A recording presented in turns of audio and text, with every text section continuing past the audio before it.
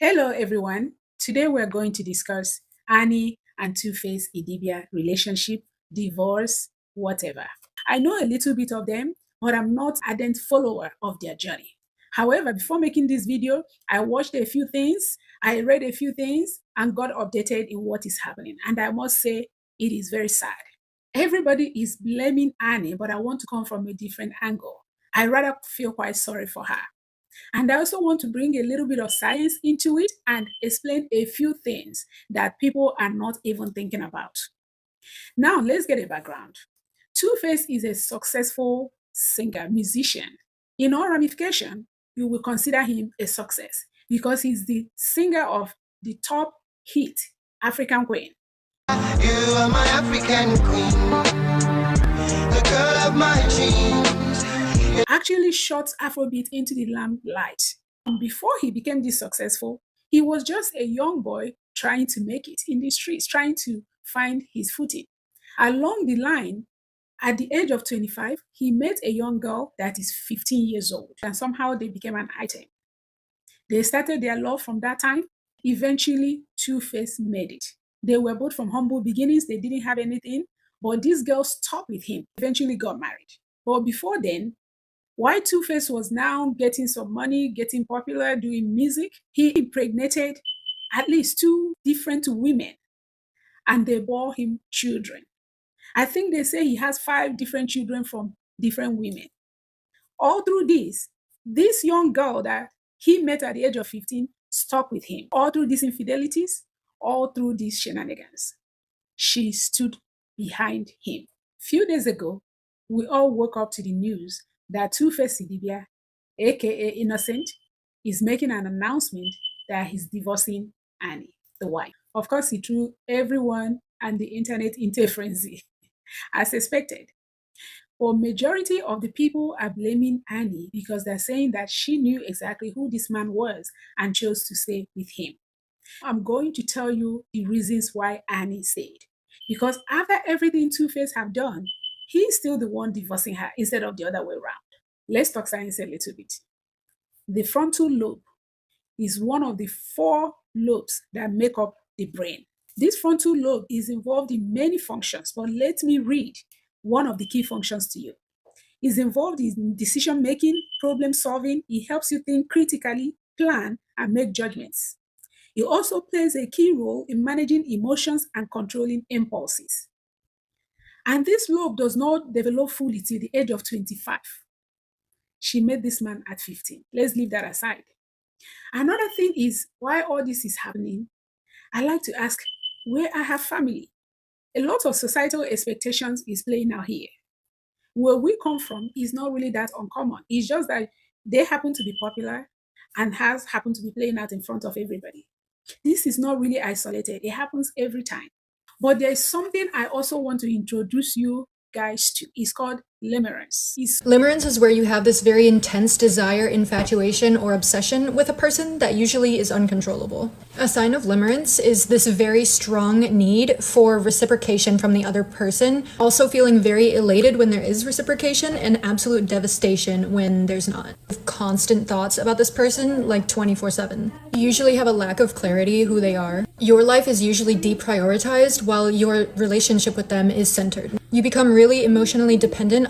Limerence is a state of involuntary obsession with another person. Oftentimes, you don't really know them that well, or you fantasize about the idea of who you want them to be. Something that looks like love, appears like love, but is not love.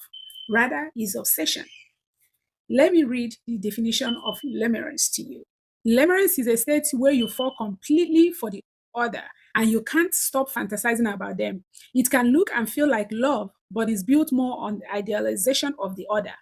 Limerence is fueled by dopamine, obsession, and fantasy while completely lacking in real connection. It allows you to miss red flags completely and focus on the chase and lust of the other person. So you see all these that people are saying she loves him, she loves him. It may not be love. It may be limerence. I'm not here to say what it is or what it's not. I'm just creating awareness about these things. But I will tell you the lessons we can draw from this situation. First one, I will say marrying a man that is still looking for his footing can be a little bit of a gamble. Not to say that some of them don't make it and stay, but the truth is, a man that is still struggling may not have a lot of choice. They say you know the true character of a man when he makes money. And you know the true character of a woman when, I'm not even sure again, but I know a man definitely when he makes money.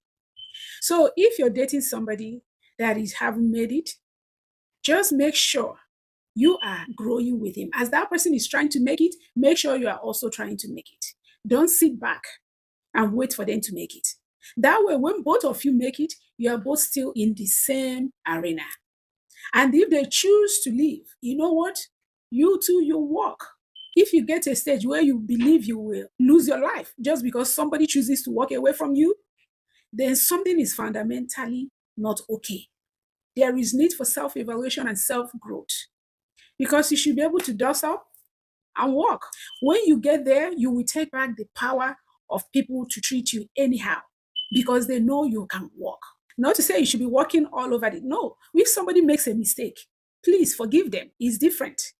But when somebody deliberately undermines you, does not respect you, treats you anyhow, embarrasses you in public. I watched a clip where Tuface was saying something. Maybe I will insert the clip somewhere.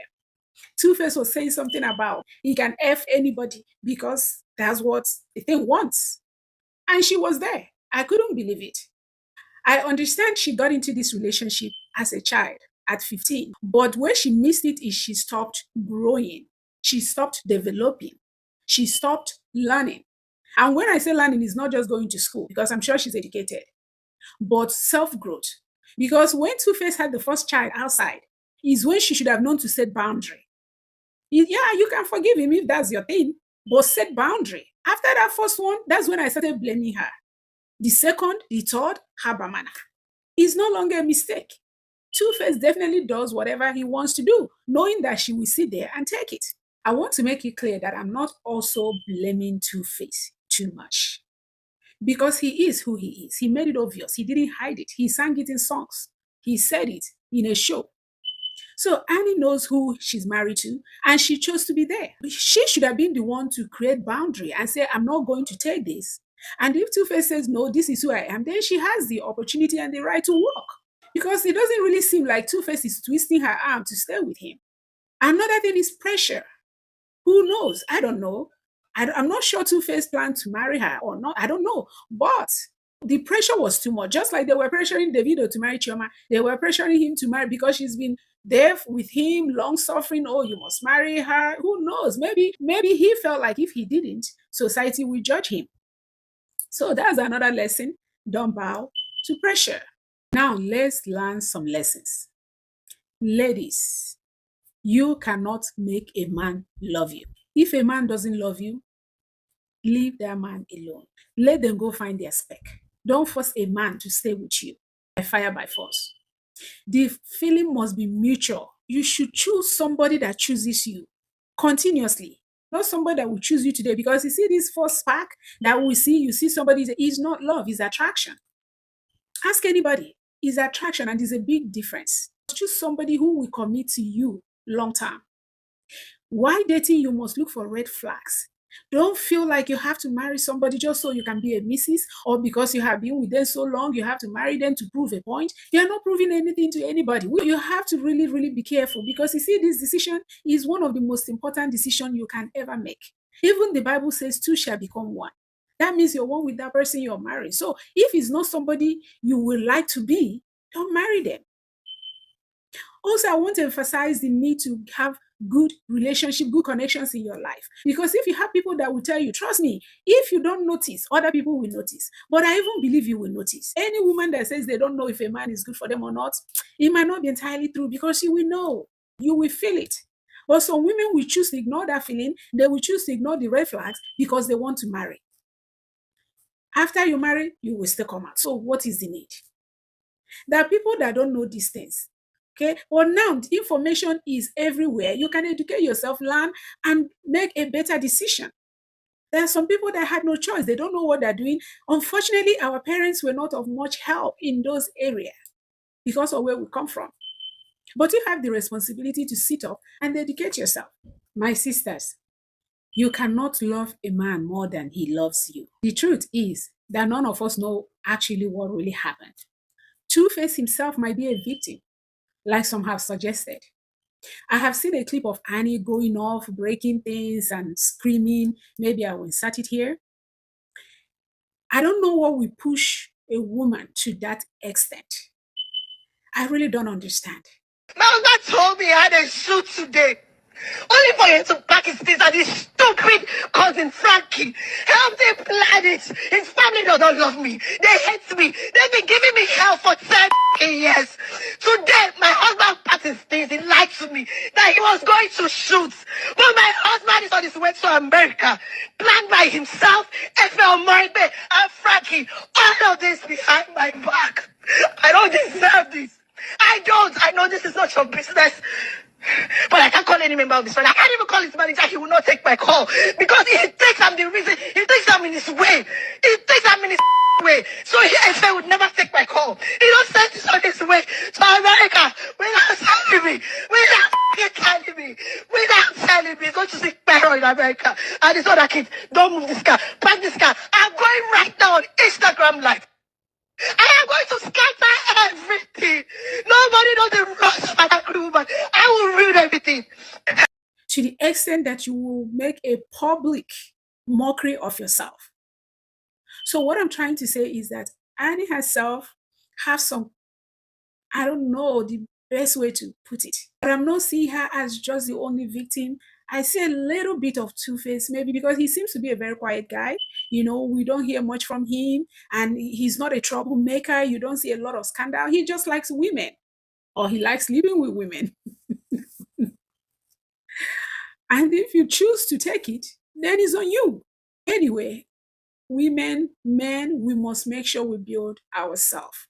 Have a healthy self-esteem to where you know you deserve better and to where you know your worth. We still don't know. Unless we can put two of them side by side and question them, we can't really say this is what happened or this is what happened. But we do know a few things just by mere knowing them. These few things that we have brought out, we know Annie seems to be heavily attached. So she was too attached. You have to have a balanced life. If no matter how in love you are, you have to give the person a little space so you don't smother them with love. You know, they might start running away. I'm not sure if you know there's something called anxious attachment, where you always constantly feel like you have to be with somebody. You have to, anytime they step away, you're afraid, you're scared, you think they're running away, you want to drag them back, you want to, is not healthy.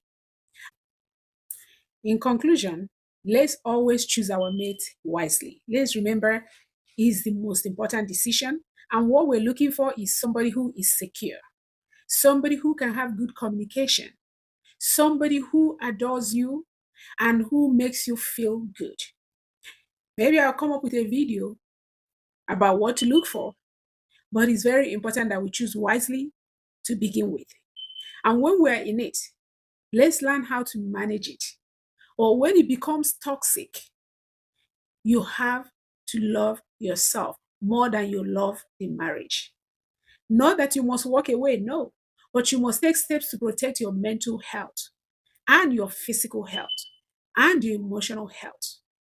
If it means talking to a counselor, why just giving space to the marriage? It's okay. If both of you want to work on it, that is the best. Because I don't think anything is broken. People can work on things, but both of you have to be willing to do it. One person cannot make a marriage work.